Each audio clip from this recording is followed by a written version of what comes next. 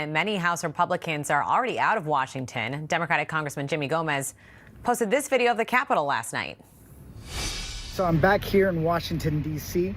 to help keep the government open. Republicans are nowhere to be found. They are not even here. They're still on vacation doing God knows what. And the government will shut down tomorrow at midnight if they don't work with Democrats. Every door is locked. The floor is closed. They're not here to do the work that needs to be done. Congressman Jimmy Gomez joins me now from Capitol Hill. Congressman, help us understand exactly why we're here right now. Just hours to go, no progress with the government set to shut down.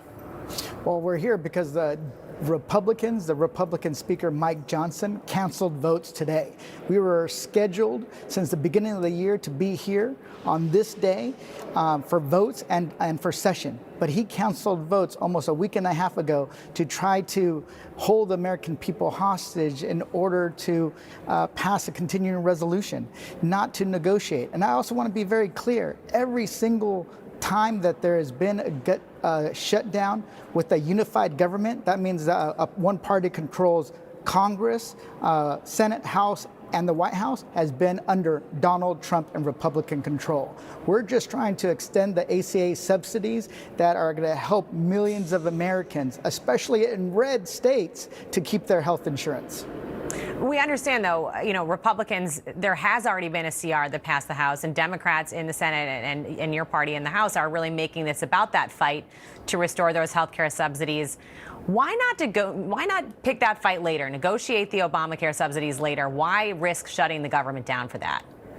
Right now, what's going to happen is that letters have already gone out to millions of Americans that their premiums are going to go up. As a dad, as somebody who's responsible for our health care, the average family is going to see an increase by 75% across the country. That means some people are not going to have health insurance. And as somebody that didn't have health insurance growing up, I know what happens. I know what the decisions parents have to make. They decide, okay, we're going to wait to see if my kid who's sick or injured, if they get better or they get worse. And oftentimes when they get worse, they go to the emergency room anyways, and that costs the taxpayer even more money.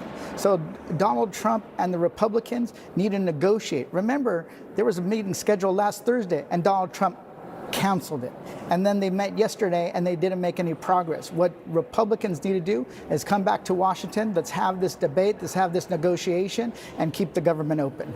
We understand you're talking about those higher costs for health care, but in the more immediate term, we're talking about 4 million federal workers who could go without a paycheck, the possibility of mass firings of some of these workers. How do you justify those economic costs? How does Trump justify it? Remember, he's the president of the United States. His party controls both the House and the Senate. And there's never been a time when one party controls the entire federal government that the government shuts down, except under Donald Trump. That's because he doesn't know how to make a deal. He doesn't care who he injures. And now he's holding the American hostage and saying he's going to do illegal firings during the shutdown. That should tell people what he's about. He doesn't care about them. He only cares about winning by any means necessary, even if they lose their jobs, their health care, or their paycheck. During a time where inflation is rising the cost of everything from baby products to cars to coffee, you're seeing the American people squeezed, and this president doesn't care. How long are you willing to see this shutdown go on? We're here to fight and to continue to fight. What we want to see is the president to have a real discussion to see how we help the American people not hurt. I know the Senate is also going to have a vote on the Republican and on the Democratic side on what their path forward is. But people are tired of basically getting tax breaks for the billionaires, the ultra wealthy and largest corporations, while the programs that help the American people, not help just Democrats, help people in red states and blue states and rural areas and urban areas, help them survive. Everything from food assistance to Medicaid to the ACA subsidies, you name it, these are programs for them. And then guess what? The ACA subsidies, who is it going to disproportionately impact? It's going to disproportionately impact red states that never expanded Medicaid, and a lot of their working class folks ended up on the exchanges benefiting from these tax premium tax credits. So that's who's going to end up getting hurt. It's their own people, and they don't seem to care. They're not even in town to even try to negotiate a deal.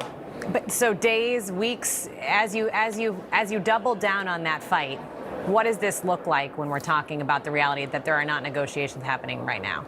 Well, that's up to the American people and what kind of pressure they put on Donald Trump and the Republicans to fight for them, to fight for their kids that are not going to have health insurance, to fight for working people and even the farmers that are struggling in Republican states. So it's up to the American people to put pressure on Donald Trump, not to act like a tough guy, but to act as a president for every single American. The president said there could be much worse things ahead. Congressman Jimmy Gomez, appreciate your time. Thanks so much for joining us today. Thank you.